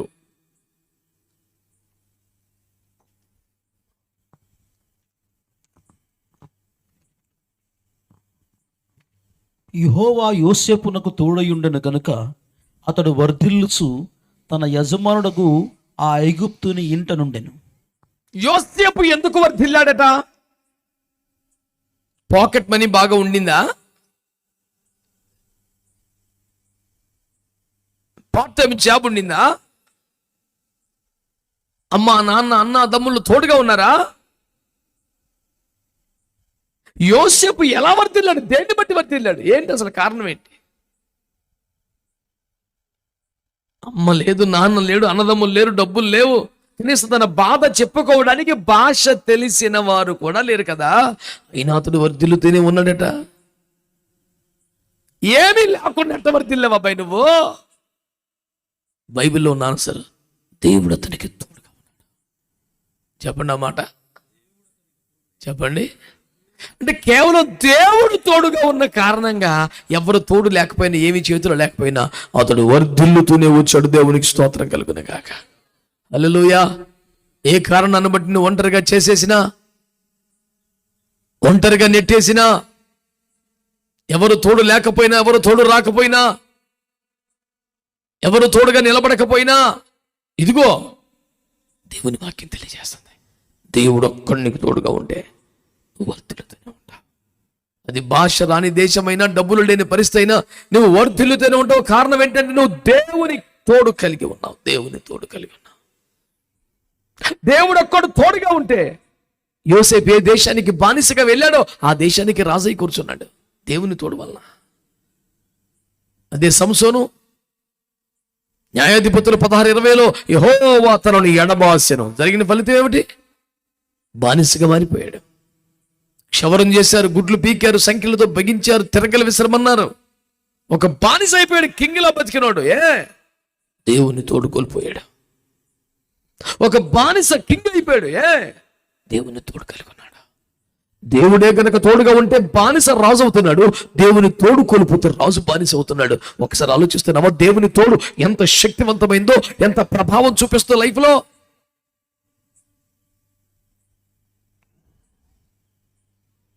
దేవుని తోడు, దేవుని తోడు నువ్వు వర్ధిల్లటానికి కారణం. మందిరంలో నాటబడే వర్ధిల్లుతావు, దేవునికి భయపడి బతికితే వర్ధిల్లుతావు, దేవుని తోడు కలిగి ఉంటే వర్ధిల్లుతావు. మరి దేవుడు ఎవరికి తోడుగా ఉంటాడు? దేవుడు ఎవరికి తోడుగా ఉంటాడు? సమూయేలు మొదటి గ్రంథం 18:14 చదవండి. సమూయేలు మొదటి గ్రంథం 18:14. మరియు దావీదు సమస్త విషయములలో సుబుద్ధి కలిగి ప్రవర్తింపగా యెహోవా అతనికి తోడుగా నుండెను. స్తోత్రం చెప్పండి. అదే అధ్యాయంలో సమస్త విషయంలో సుబుద్ధిగా ప్రవర్తించడం అంటే ఏమిటట? 5వ వచనం చదవండి.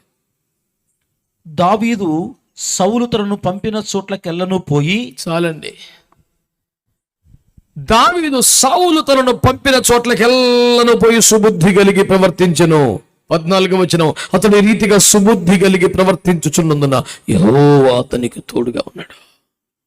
స్తోత్రం చెప్తారా? హల్లెలూయా. దేవుని తోడుగా ఉంటే బానిసగా వెళ్ళిన వాడే కింగ్ అయిపోయాడు అనుకున్నాం కదా.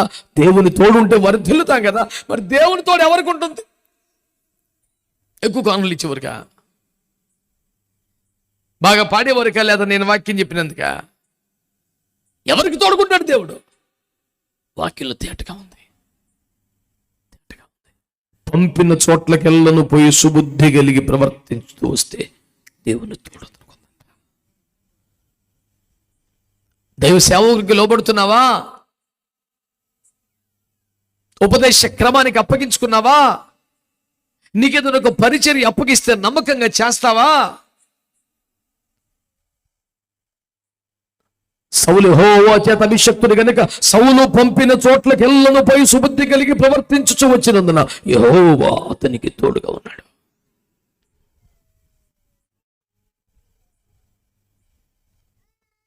చాలా పన్ను మంది వస్తున్నాను ప్రభా, నువ్వే నాకు తోడుగా రా ప్రభా, ఒక డైలాగ్ కొట్టయితే దేవుడు తోడుగా వచ్చాడు. నిన్ను పంపిన చోట్లకెళ్ళను పోయి సుబుద్ధి కలిగి ప్రవర్తిస్తూ ఉంటే నువ్వు ఎక్కడికి పోయినా దేవుని తోడు నీకు ఉంటుంది. దేవుని తోడు నీకుంటే ఎట్లుంటుంది తెలుసా? చదువు ఒకసారి. రాజులు 2వ గ్రంథం 18వ అధ్యాయం 6వ వాక్యం చదవండి.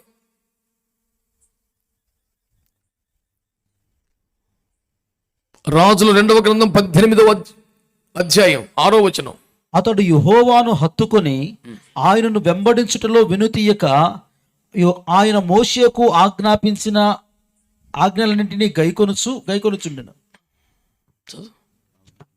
కావున యెహోవా అతనికి తోడుగా ఉండెను. యెహోవా అతనికి తోడుగా ఉండెను గనుక తాను వెళ్ళిన చోట్లెల్లా అతడు జయము పొందెను. దేవునికి స్తోత్రం చెప్పండి గట్టిగా. వెళ్ళిన చోట్లల్లా జయమే, ఎటు పోయినా గెలుపే, ఓటమి లేని లైఫ్ వచ్చేసింది. ఎటు పోతే అటు జయమే. ఏందబ్బా అని అడిగితే యెహోవా అతనికి తోడుగా ఉన్నాడు. నువ్వు ఏ పని మీద పోయి ఎటు పో నీకు జయమే, ఓటమి లేని స్థితి. కారణం యెహోవా అతనికి తోడుగా ఉన్నందున అతడు పోయిన చోట్లల్లా అతనికి జయం వచ్చినట్లు వాక్యం తెలియజేస్తుంది. ఈ సంగమా, దేవుని బిడ్డలారా, దేవుని ప్రజలారా, దేవుని వాక్యం నీతో మాట్లాడుతున్న ఒక మంచి సంగతి.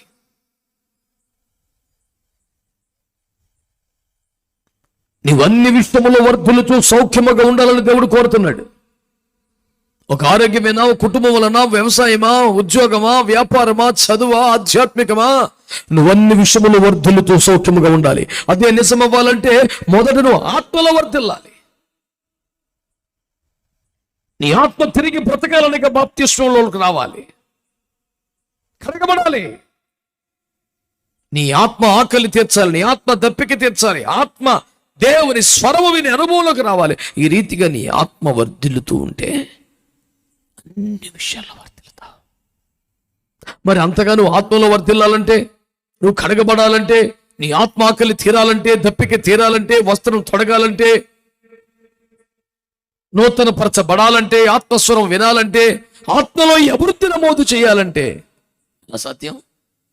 నువ్వు దేవుని మందిరంలో నాటబడితేనే సాధ్యం. వచ్చిపోయే బిడ్డకుంటే నీకు ఆశీర్వాదాలు ఉండవు. నాటబడాలి. రెండవది, దేవునికి భయపడాలి. ఎక్కడున్న దేవుడు చూస్తున్నాడు, దేవుడు వింటున్నాడు అని దేవుని భయం కలిగి ఉండాలి. మూడవది, దేవుని తోడు నీకు రావాలి. మందిరములో నాటబడితే, దైవ సేవకులతో అంటు కట్టబడితే నువ్వు వర్ధిల్లుతావు. దేవుని భయము కలిగి ఉంటాము. పంపిన చోట్లకెల్లా పోయి సుబుద్ధి కలిగి ఉంటే దేవుని తోడు నీకు ఉంటుంది. ఇదిగో ఈ రాత్రి దేవుని వాక్యం అడుగుతుంది. నువ్వు ఆత్మలో ఈ రీతిగా వర్ధిల్లితే నువ్వు మిగతా వాటి మీద దృష్టి పెట్టకర్లా ఆటోమేటిక్గా వర్ధిల్లుతావు.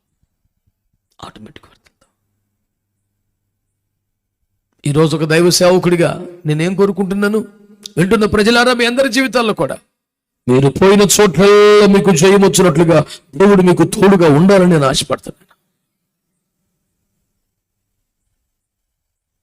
మరి దేవుడు ఎప్పుడు తోడుగా ఉంటాడు? పంపిన చోట్లకి వెళ్ళపోయి సుబుద్ధి కలిగి పనిచేస్తే యెహోవానికి తోడుగా ఉంటాడు. అందుచేత సభలో కూర్చున్నవారు, ఆయన చోట్ల ఉండి, ఇళ్లలో ఉండి వాక్యాలు వింటున్నవారు అందరూ ఈ రాత్రి ఒక తీర్మానానికి రండి. ఏంటో తీర్మానం? ప్రభువా, నా ఆత్మ వర్ధిల్లకపోతే నేను ఎంత ప్రయాసపడినా మిగతా రంగాల్లో వర్ధిల్లనని తేలిపోయింది. నేను ఆత్మలో వర్ధిల్లున్నట్లుగా దేవుని మందిరములో నాటబడతాను, దైవ సేవకులతో అంటు కట్టబడి ఉంటాను. రెండవది, నేను ఆత్మలో వర్ధిల్లున్నట్లుగా దేవుని భయము కలిగి బ్రతుకుతాను, సేవకుల మాట వింటాను. మూడవది, నేను ఆత్మలో వర్ధిల్లున్నట్లుగా నీ తోడు నాకుండునట్లుగా నన్ను పంపిన చోట్లకెళ్ళపోయి సుబుద్ధి కలిగి ప్రవర్తిస్తాను, నీ తోడు నాకు ఉండాలి నాయన. ఈ మూడు అనుభవాలకి రాగలిగితే అబద్ధమాడ నేరని దేవుని వాక్యం, దేవుని ఆత్మ ఈ రాత్రి నీకు ఇస్తున్న గ్యారెంటీ, నువ్వు వర్ధిల్లుతావు, అన్ని విషయాలు వర్ధిల్లుతావు. ఈ మూడు అనుభవాలు ఎక్కడ తప్పిపోయావో, ఎక్కడ జారిపోయావో, ఎక్కడ ఫెయిల్ అయ్యావో ఆలోచించి అర్థం చేసుకో, ఒక్క తీర్మానం చేసుకో, అది సెట్ చేసుకో, నువ్వు వర్ధిల్లుతావు. కళ్ళు మూసుకో.